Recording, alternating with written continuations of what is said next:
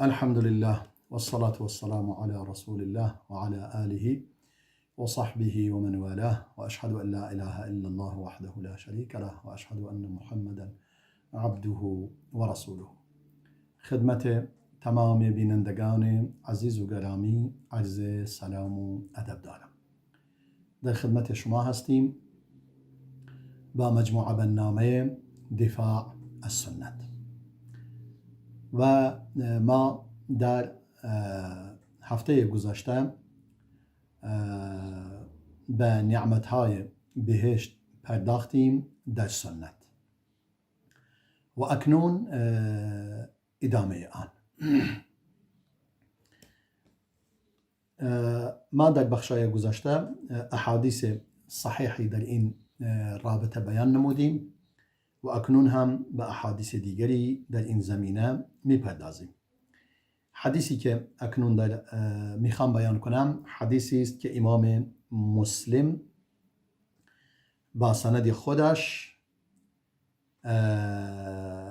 از امام ابو هریره روایت میکند، هم از ابو سعید خدری هم از امام ابو هریره که هر دو میفرمایند ینادی منادین، میگه در روز آخرت در بهشت یک نفری صدا برمی آورد و اهل بهشت را مورد خطاب قرار میدهد و میفرماید ان لکم ان تحیوا فلا تموتوا ابدا. میگه شما الان دیگه برای شما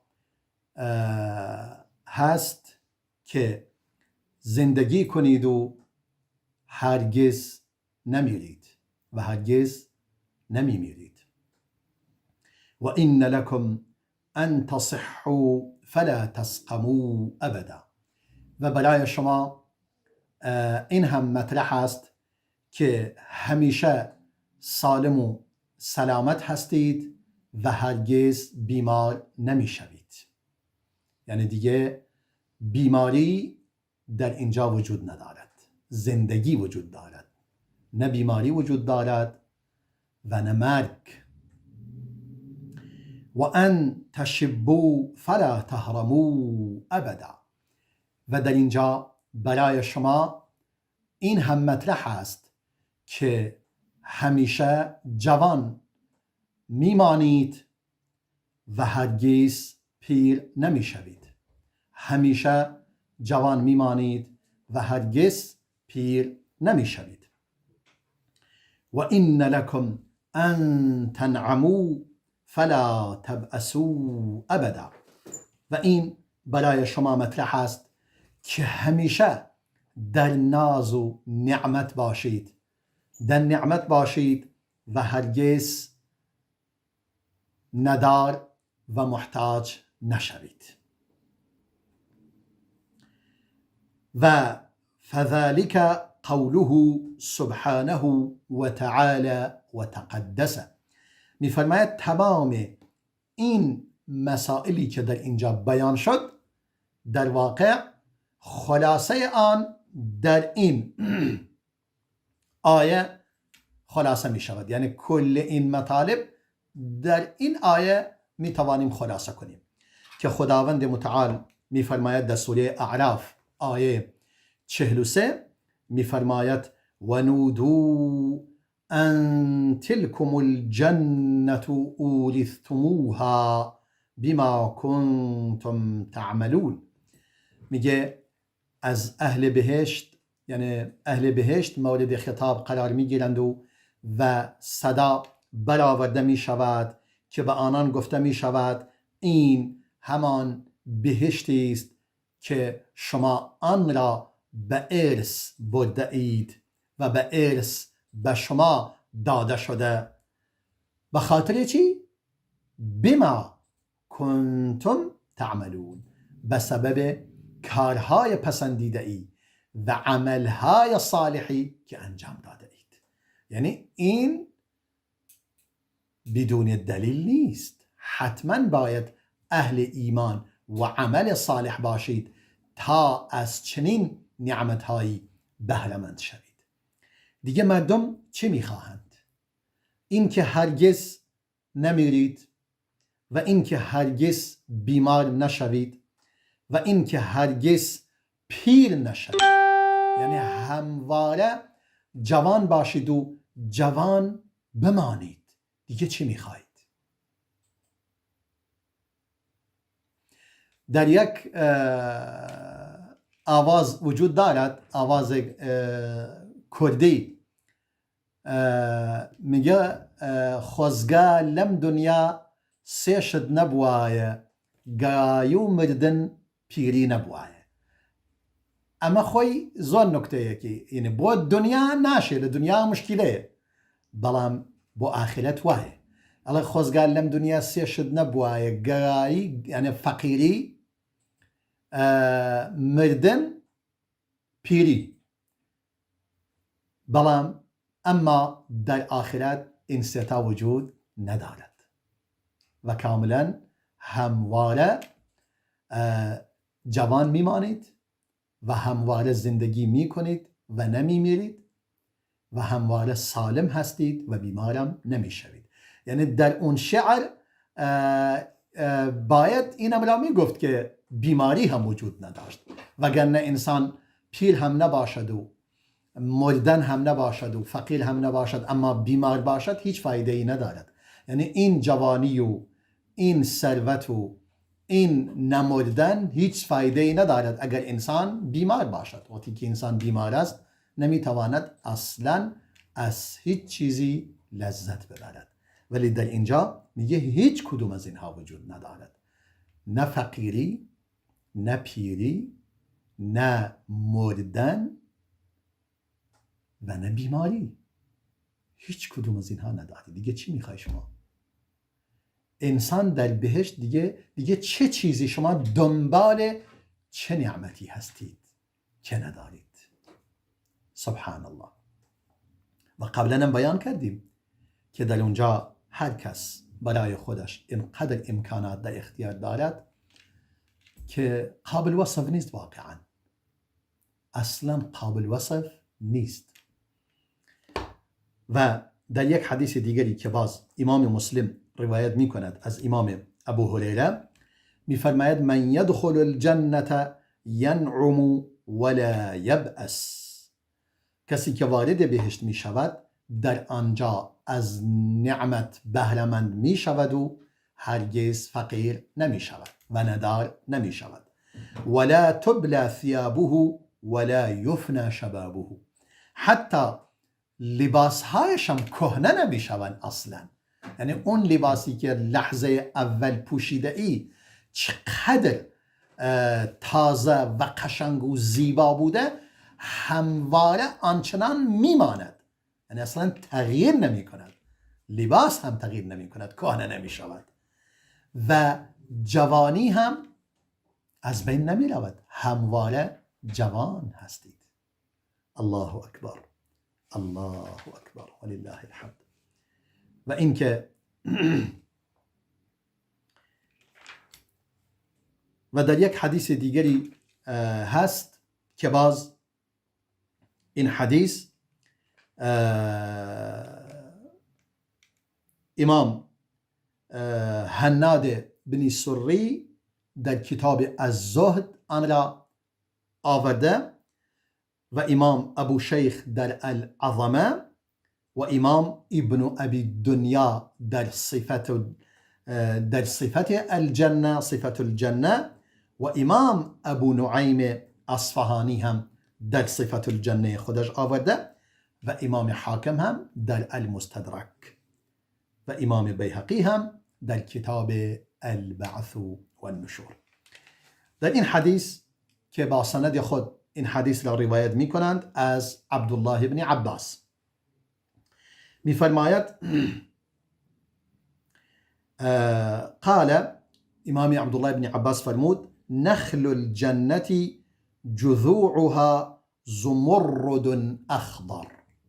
می فرماید درخت نخل درخت نخل یعنی درخت خرما.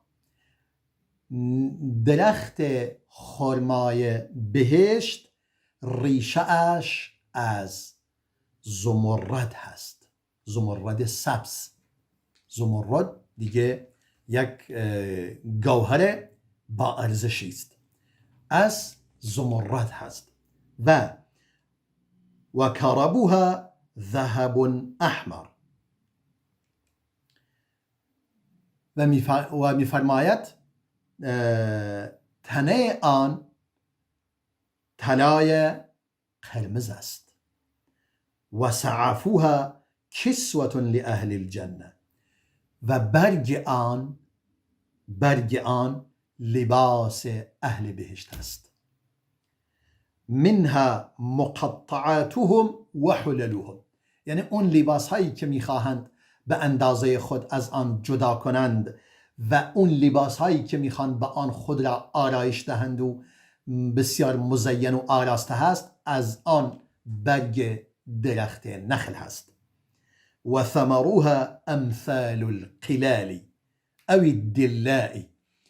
و میوه آن و خرمای آن درخت مانند مشک است، یعنی به اندازه مشک بزرگ است، یا مانند سطلی که به وسیله آن از چا آب بیرون میکشند.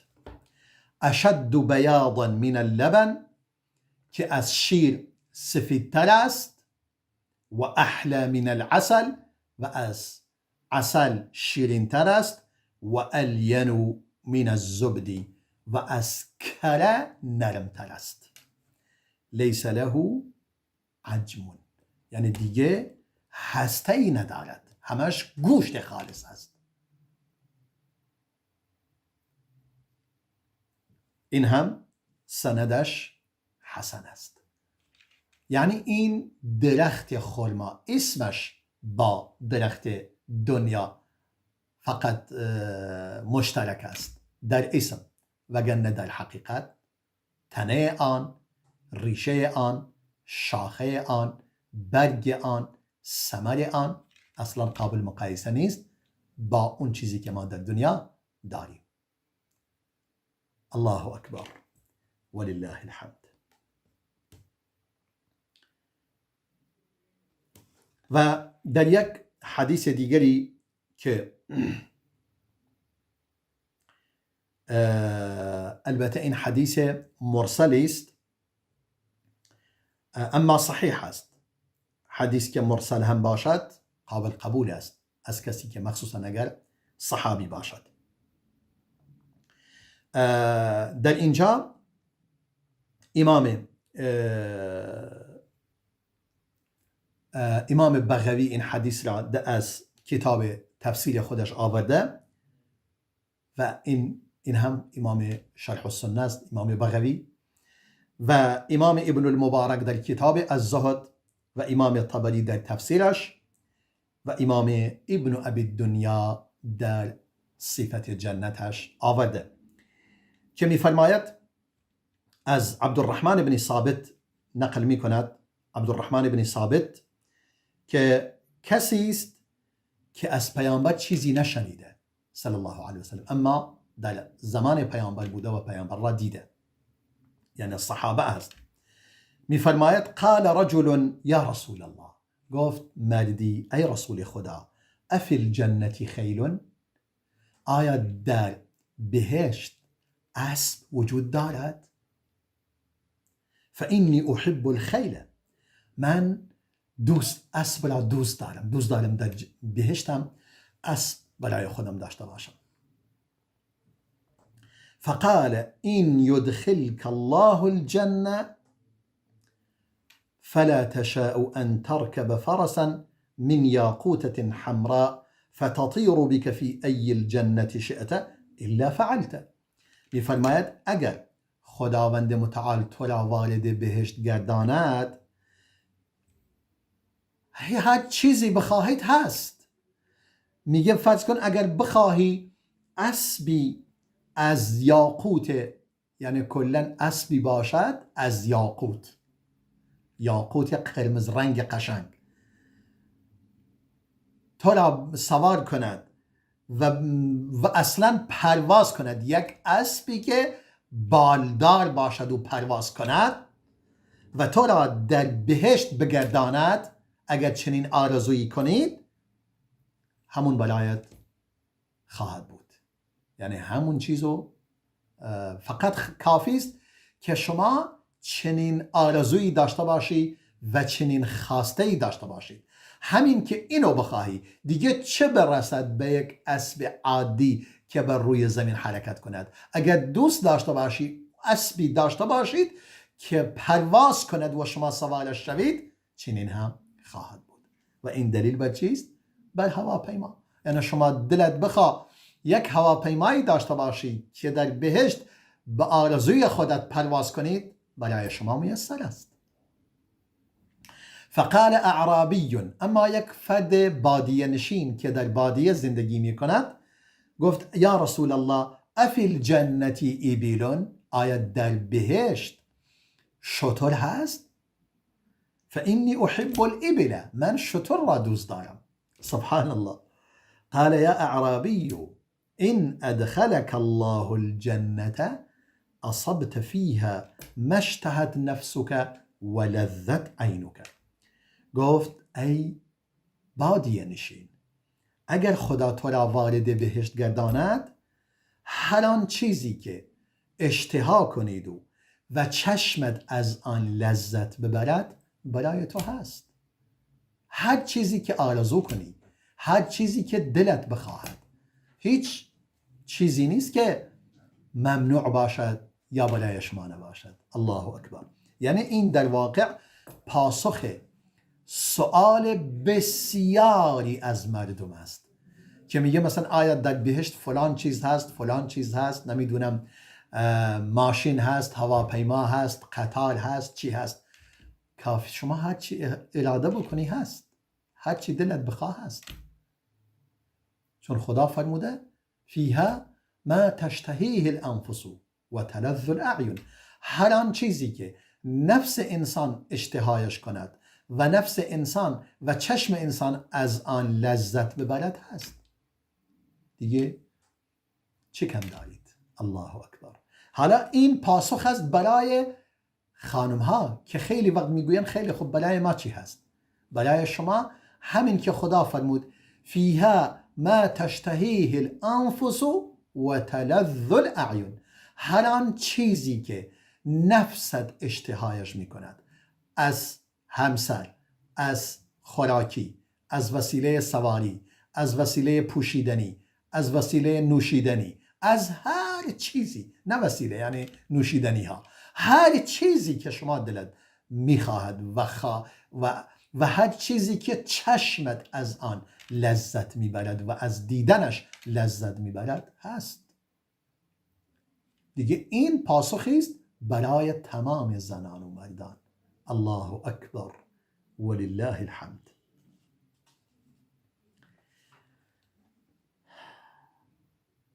و حدیث دیگری که این حدیث امام مسلم هم روایت می کند، با سند خود امام مسلم این حدیث را روایت می کند از ثوبان برده آزاد شده رسول الله صلی الله علیه و سلم. می فرماید أن يهوديا جاء إلى النبي صلى الله عليه وسلم فقال يا محمد أسألك فتخبرني. یک یهودی آمد پیش رسول خدا صلی الله علیه و سلم، گفت ای محمد، من از تو سوال کنم پاسخ می دهی؟ قال فركضه ثوبان برجله. میگه ثوبان یک لگدی با این یهودی زد که گفت بی ادب نباش. فقال قل یا رسول الله، گفت بگو یا رسول الله، چرا میگی یا محمد؟ قال لا ادعوه الا بما سماه اهله. گفت من او را صدا نمی کنم جز با نامی که خانوادهش او را نامگذاری کرده اند. قال له النبي صلی الله علیه و سلم، پیامبر به او فرمود و هل ينفعك ذلك شیئا؟ گفت آیا اگر من به شما پاسخ دهم برای شما نفعی دارد؟ یعنی آیا شما به آن ایمان می آورید؟ به من ایمان می آورید؟ قال اسمع بأذنی و ابصر بعینی. گفت بله، من دارم با گوشم میشنوم و با چشم خودم میبینم. قال فنكت النبي صلى الله عليه وسلم في الأرض ساعة ثم قال سل. رسول خدا صلی الله علیه وسلم مدتی اینجوری به زمین نگاه کرد و همینجوری خودش رو مشغول کرد، انگار یک چیزی در دستش بود و روی زمین مثلا زمین را میکند. بعدا فرمود سوال کن، هر سوالی داری بپرس. قال أرأيت قوله يوم تبدل الأرض غير الأرض والسماوات فأين الناس يومئذ. گفت به من بگو هنگامی که خدا فرموده روزی فرا می رسد، یعنی روز آخرت، به گونه است که این زمین تبدیل می شود به زمین دیگری و آسمان ها همه تغییر می کنند. اون آقا پرسید مردم در آن روز کجا هستند؟ قال فی الظلمة دون الجسر. فرمود در یک ظلمتی هستند، در یک تاریکی قبل از پل. حالا یا پل صراط است، معمولا پل صراط است. بله. چون ما دو تا پل داریم، یا پل صراط هم یعنی پل صراط هم یعنی مثلا گفتی پل، ولی پل صراط داریم که مسلمان و کافر بر آن میگذرند، یک پل دیگری داریم فقط مسلمان بر آن میگذرد. به همین خاطر گفتم من این یکی منظور پل صراط است، یعنی همون پلی که بر روی جهنم کشیده شده و به اون ورش به بهشت منتهی می شود. اما قبل از ورود به بهشت یک پل دیگری دارند برای همون مسلمانان. قبل از اینکه وارد بهشت شوند باید کاملا همدیگر را حلال کنند و هیچ چیزی نسبت به همدیگر در دلشان باقی نماند. یعنی در اینجا یک حلال خواهی از همدیگر ضروری است. بعدا رسول الله این گونه جواب داد. این آیه همون آیه که خوندم در سوره ابراهیم بود که گفت پس مردم کجا هستند؟ گفت در ظلمتی هستند قبل از رسیدن، قبل از پل صراط. قال فمن اول من یجیزو. پرسید این یهودی پس اولین کسانی که بر روی این پل میگذرند چه کسانی هستند؟ قال فقراء المهاجرین. الله اکبر. فرمود فقرای مهاجرین میگذرند، یعنی در میان سابقین اولین از مهاجرین که فقرا بودند میگذرند، که تمام چرا فقرا بودند؟ چون هر چی داشتن در مکه به جا گذاشتند و همه را رها کردند به خاطر خدا و رسول خدا و ترک کردند و هجرت کردند. در نتیجه همین بود که رسول الله فرمود صلی الله علیه و سلم لولا الهجرة لکنت امرأ من الانصار. اگر به خاطر فضیلت هجرت نبود یکی از انصاری ها بودم. پس مهاجرین فضیلتشون بالاتر از انصار است. و خداوند متعال در قرآن والسابقون الاولون من المهاجرین والانصار، اول مهاجرین را نام برده، بعدا انصار را آورده. و در این حدیث و در قرآن و سنت بیان مشخص شده که فضیلت و بزرگی مهاجرین بالاتر از انصار است. در اینجا با هم میان برنامه با هم نگاه میکنیم و باز هم به ادامه حدیث میپردازیم. حدیث مقداری طولانی است و ظاهرا وقت زیادی نمونده برای میان برنامه دیگه. انشاءالله بعد از آن ادامه خواهیم داد. با ما همراه باشید. زرد زبانم نام محمد، آرام جانم نام محمد،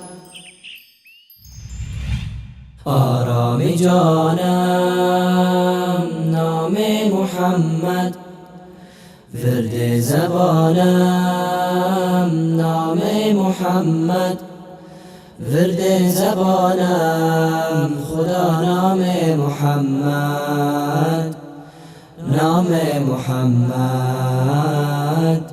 نام محمد. سوزد درونم از شوق رویش، فیض کلامم نام محمد، فیض کلامم خدا نام محمد، نام محمد، نام محمد. آرام جانم نام محمد، ورد زبانم نام محمد، ورد زبانم خدا نام محمد، نام محمد، نام محمد. تا هست جانم در دار فانی،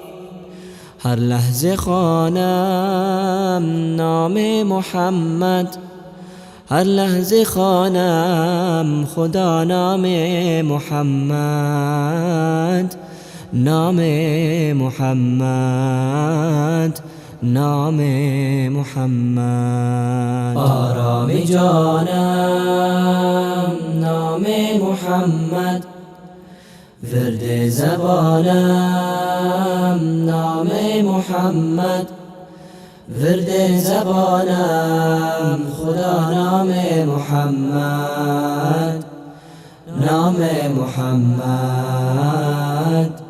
نام محمد. در روز محشر از آتش آلود، باشد امانم نام محمد، باشد امانم خدا نام محمد، نام محمد، نام محمد. آرام جانم نام محمد، ورد زبانم نام محمد، ورد زبانم خدا نام محمد، نام محمد، نام محمد. بگذشتم من عیش جهان را، عیش جهانم نام محمد، عیش جهانم خدا نام محمد، نام محمد، نام محمد. آرام جانم نام محمد، ورد زبانم نام محمد، ورد زبانم خدا نام محمد، نام محمد، نام محمد.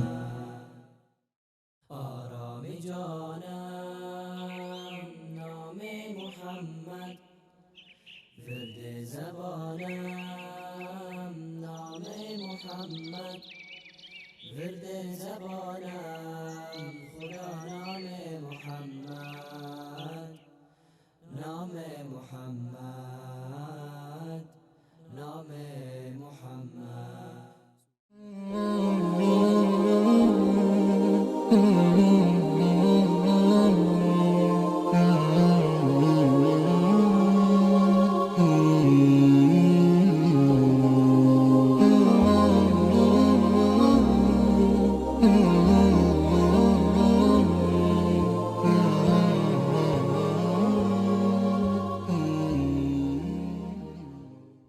با عرض سلام مجدد خدمت شما بینندگان عزیز و گرامی. داشتیم در مورد اون حدیث صحبت میکردیم که این یهودی آمد پیش رسول خدا صلی الله علیه و سلم و سوالاتی از او پرسید. بعداً او پرسید که اولین گروهی که بر این پل صراط میگذرند چه کسانی هستند؟ رسول الله فرمود فقرای مهاجرین. قال فما نزلهم اول من يدخلونها. فرمود، البته بگوییم این یهودی گفت پس اولین چیزی که به وسیله آن از اهل بهشت و فقرای مهاجرین پذیرایی می شود که وارد بهشت می شوند چی هست؟ اولین چیزی که به آنان داده می شود، اولین خوراکی که در بهشت به وسیله به آن از آنها پذیرایی می شود چیست؟ الله اکبر. فرمود کبد الحوتی، فرمود جگر ماهی است. قال فما طعامهم على اثر ذلك. پرسید پس خوراکی که آنها میخورند، غذایی که بعد از آن میخورند چی هست؟ قال کبد الثور، فرمود جگر گاو میخورند. قال فما شرابهم على اثر ذلك، فرمود بعد از این چه نوشیدنی را می نوشند؟ قال السلسبیل، رسول الله فرمود صلی الله علیه و سلم سلسبیل را می نوشند که در قرآن سلسبیل یکی از چشمه هایی است که نوشیدنی بسیار قشنگ و بسیار خوشمزه در آن وجود دارد و از آن می نوشند. قال صدقت، اکنون دیگه یهودی گفت واقعا درست گفتی، یعنی تمام این سوالاتی که من پرسیدم جوابش را درست جواب دادی. حالا شما نگاه کن، یهودی خودش میداند اولین گروهی که وارد بهشت می شود مهاجرین هستند و از امت محمد هستند صلی الله علیه و سلم. آخر ما در حدیث صحیح داریم، در صحیح بخاری میفرماید رسول الله ما آخر الامم هستیم در دنیا، اما در آخرت اولین امت هستیم که وارد بهشت میشویم.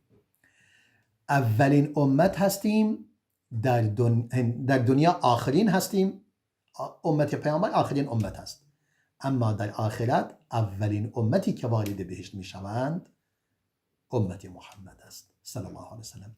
و در میان امت محمد هم اولین گروه که وارد میشوند مهاجرین. الله اکبر.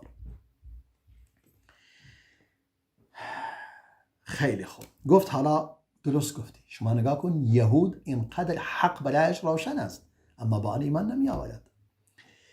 قال افلا اسألك عن شيء لا يعلمه الا نبي او رجل او اثنان.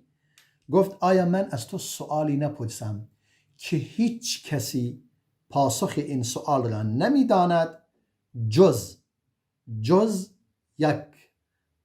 پیامبر یا یک نفر یا دو نفر دیگر، غیر از اینا کسی علم این چیز را نداند، تنها پیامبر جوابش میداند و یکی دو نفر دیگر. قال و ما هو، گفت خیلی خوب، این سوالو چیه؟ سوالو بپرس. قال عن شبه الولدی، گفت شباهت فرزندی که متولد می شود و مثلا یا با پدر شباهت دارد یا با مادر، یا پسر است یا دختر، این از کجا می آید؟ یعنی این مشخص کسی نمی داند، میگه جز یا باید پیامبر باشد یا باید یعنی که دو نفر دیگر می دونند. قال، فرمود ماء الرجل بیضاء غلیظة. رسول الله فرمود نطفه مرد، منی مرد سفید هست و غلیظ، یعنی رنگش سفید است اما غلیظ است. سفید نه معنی روشن مثل آب روشن باشد، روشن نیست دیگه، غلیظ است، اما رنگش سفید دیگه، متمایل به مثل شیر. وماء المرأة صفراء رقيقة، اما منی زن، آب زن زرد رنگ هست و شفاف، یعنی غلیظ نیست، غلظت ندارد، اما متمایل به زرد است و شفاف. فإذا على ماء الرجل ماء المرأة أذكر بإذن الله. میگه اگر آب مرد بر آب زن چیره شود، هر دو یعنی این زن و مرد بالاخره یک پسر را به دنیا می آورند، یعنی این جنین و این نطفه پسر می شود.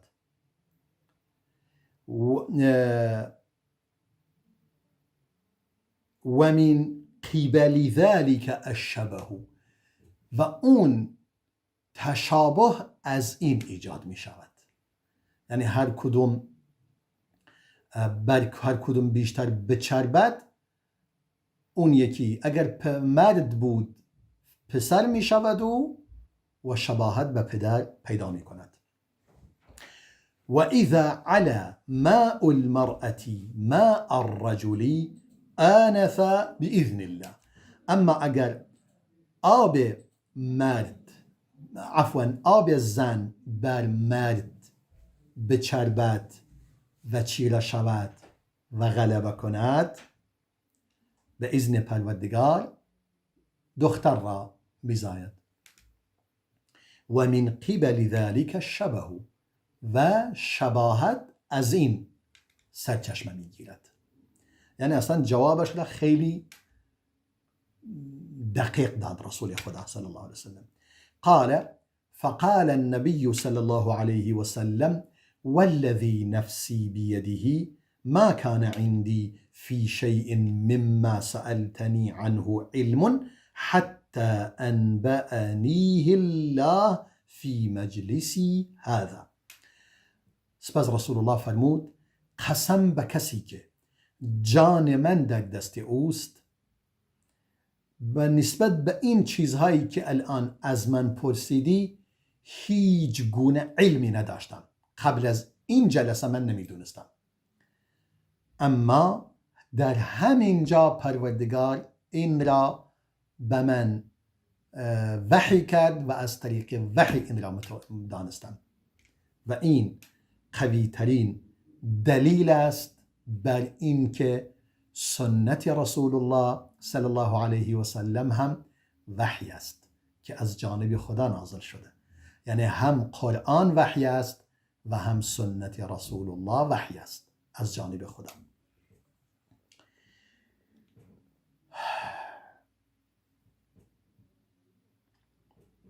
این هم یک مطلب دیگر. پس اونایی که وارد بهشت می شوند اولین بار چه چیزی را می خورند در اینجا مشخص شد. یک حدیث دیگری بسیار قشنگ و زیبا باز از امام مسلم، که امام مسلم این حدیث را با سند خودش از انس بن مالک روایت می کند که رسول الله صلی الله علیه و سلم فرمود این فی الجنة لسوقا یأتونها کل جمعة. فرمود همانا در بهشت بازاری وجود دارد، در بهشت بازاری وجود دارد که هر روز جمعه‌ای برای میاین تو اون بازار. انگار میگی یک بازار جمعه بازار است، جمعه بازار. فتهب ریح الشمالی، میگه یک بادی از طرف شمال میوزد، از طرف شمال. فتحثو فی وجوههم و ثیابهم، و یک چیزی را بر چهره آنها و بر لباسهای آنها میافشاند.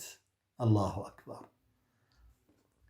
یعنی نه گرد و غبار بیافشاند، اونجا گرد و غباری وجود ندارد. الله اکبر. فیزدادون حسنا و جمالا، انگار یک آبی بر روی آنها می پاشد، یک گردی بر روی آنها می پاشد، به گونه ای که آنها هرچی بیشتر قشنگتر و زیباتر می شوند. الله اکبر. قشنگتر و زیباتر می شوند. فیرجعون الی اهلیهم، همه به خانواده خود برمیگردند به سوی خانواده خود. ولقد ازدادوا حسنا و جمالا، همهشون بسیار قشنگ و زیبا شدند. الله اکبر. فیقول لهم اهلوهم، خانوادهشون به آنها میگوید والله لقد ازددتم بعدنا حسنا و جمالا، میگوین واقعا بعد از اینکه از ما جدا شده اید، انگار هر کدوم جداگانه بیرون میروند.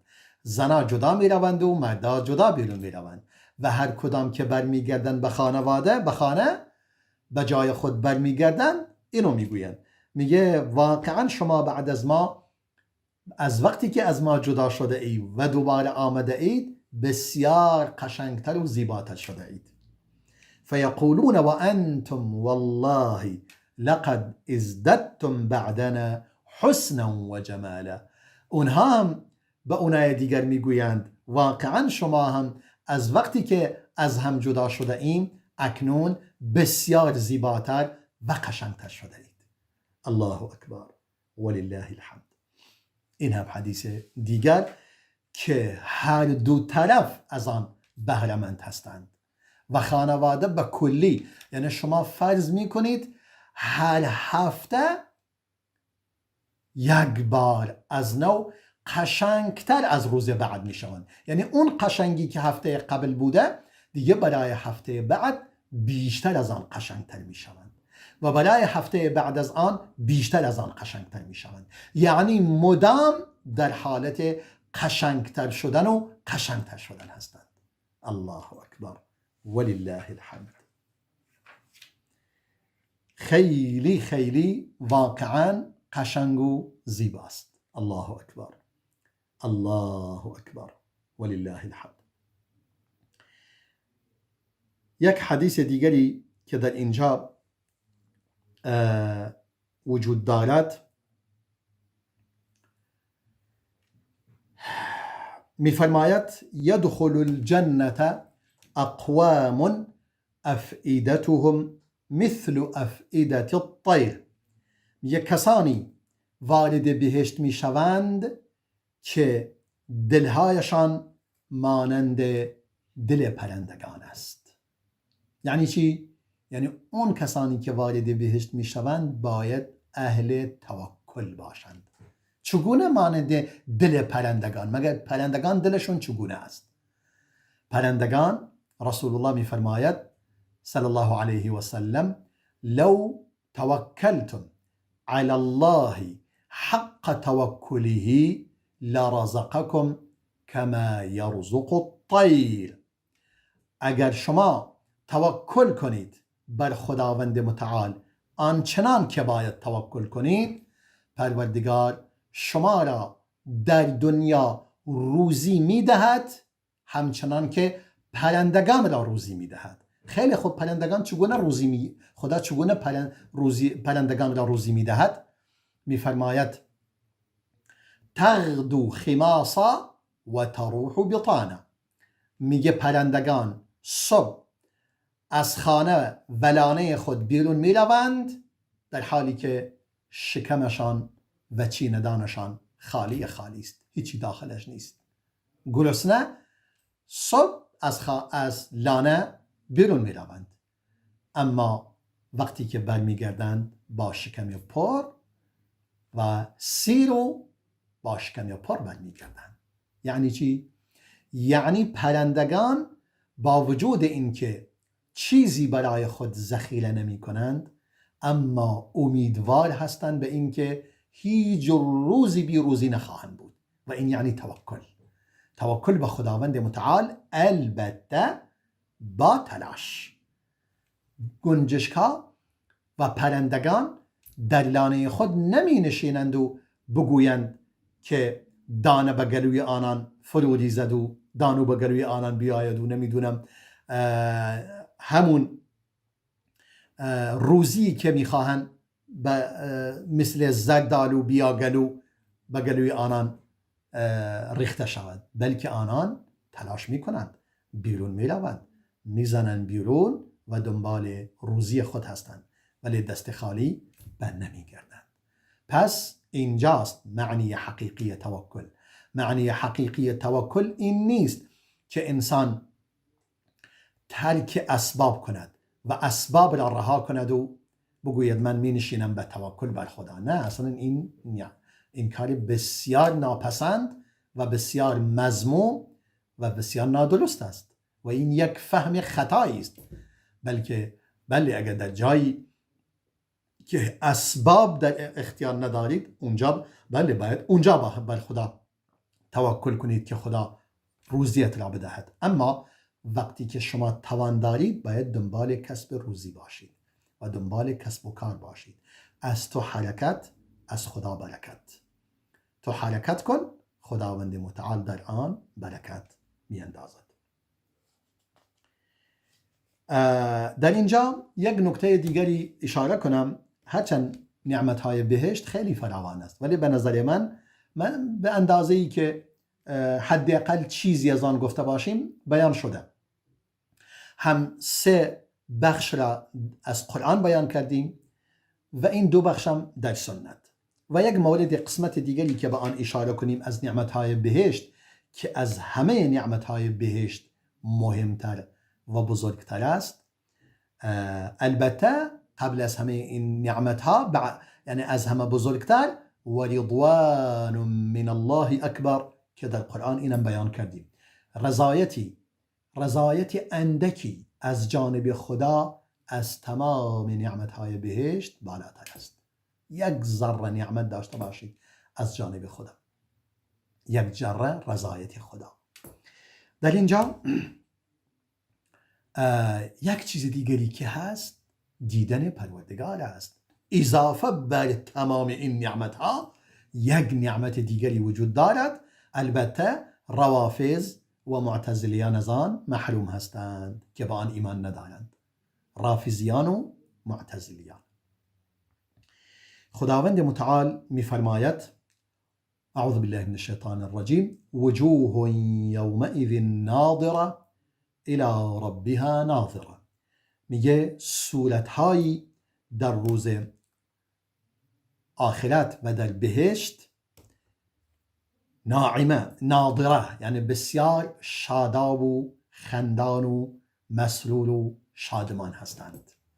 شاداب و شادمان هستند. چرا؟ الی ربها ناظره، چون به پروردگار خود نگاه می کند. الله اکبر. این آیه در سوره قیامه آیه 22 تا آیه 23 و همچنین در سوره یونس آیه 26 می فرماید للذین احسنوا الحسنى و زیاده. میگه برای اون کسانی که نیکوکار بوده اند و کار نیک کرده اند، برای آنها سرانجام قشنگ و زیبا وجود دارد. و زیاده، و یک نعمت اضافه بر همه آنها که رؤیت پروردگار است و دیدن پروردگار است. پس حسنا، سرانجام نیک، بهشت است و اون اضافه بر آن دیدن پروردگار است که در حدیث بیان شده.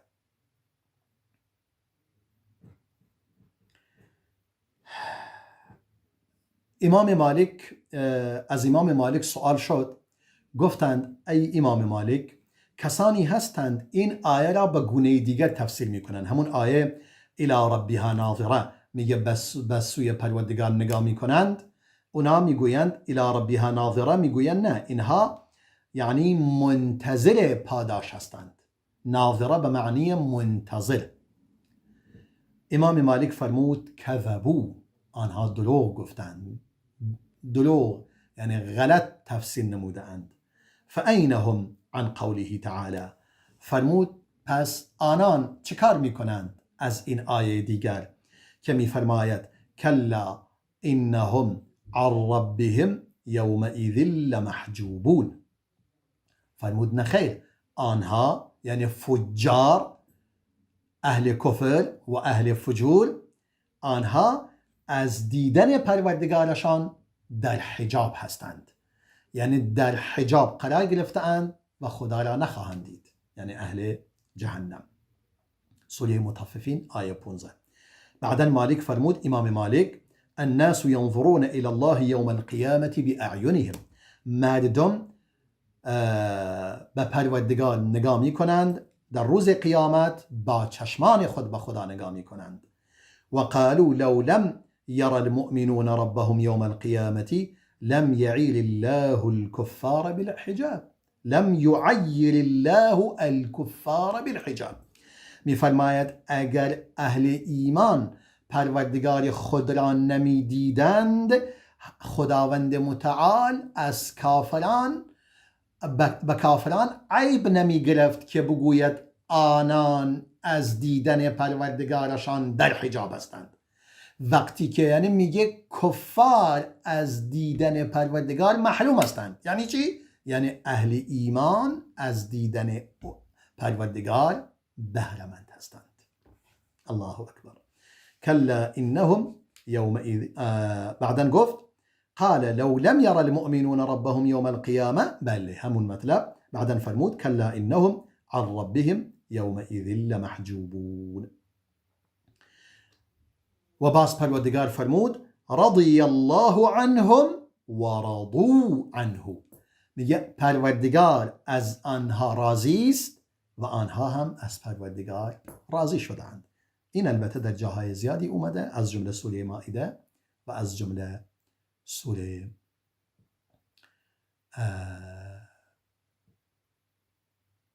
بینه. یا در اون حدیث دیگری که امام بخاری و امام مسلم روایت می کنند، فرمود جریر بن عبدالله می فرماید قال النبي صلى الله عليه وسلم إنكم سترون ربكم كما ترون هذا القمر لا تضامون في رؤيته. فرمود شما پروردگار خود را می بینید همچنان که ماه را می بینید، در حالی که هیچ چیزی مانع رؤیت آن نباشد. یعنی چگونه ماه را می بینید؟ البته در بعضی روایت همچنان که شب ماه را در شب 14 که هیچ گونه ابری در آن بر آسمان نباشد چگونه خدا را می بینید؟ آنچنان در بهشت خدا را خواهید دید.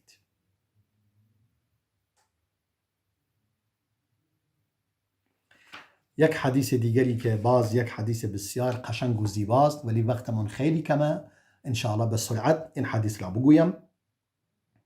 عبدالرحمن بن ابی لیلا الصهیب برای ما روایت می کند، می فرماید رسول الله صلی الله علیه و سلم این آیه را تلاوت فرمود للذین احسنوا الحسنى و زیاده، برای کسانی که کار نیک و پسندیده انجام داده اند، حسنا سرانجامی نیک برای آنان وجود دارد که بهشت است و اضافه بر آن چیز دیگری وجود دارد. میگه این را خوند و این آیه که در سوره یونس آیه 26 بود، فرمود هنگامی که اهل بهشت وارد بهشت شدند و اهل آتش وارد آتش شدند، کسی صدا برمی آورد و میگوید ای اهل بهشت، برای شما وجود دارد نزد خدا موعدی وجود دارد، قراری، قول و قراری وجود دارد که یشتهی ان ینجزکموه، که خدا میخواهد آن را برای شما قطعی کند، یعنی اون